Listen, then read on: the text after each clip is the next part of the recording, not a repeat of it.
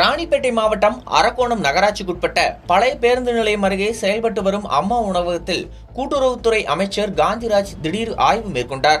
அம்மா உணவகம் மிகவும் சிதிலமடைந்த நிலையில் இருப்பதுடன் அங்கு வழங்கப்படும் உணவின் தரம் குறித்தும் புகார்கள் எழுந்ததை தொடர்ந்து அமைச்சர் நேரில் ஆய்வு செய்தார்.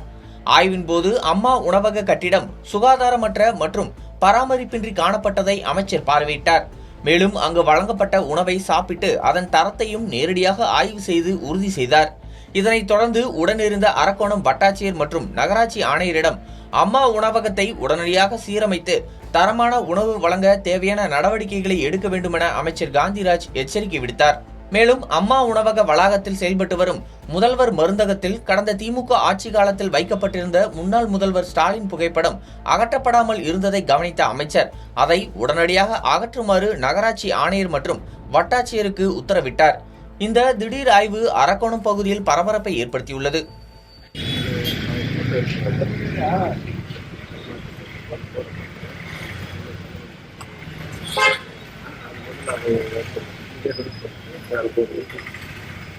Paru.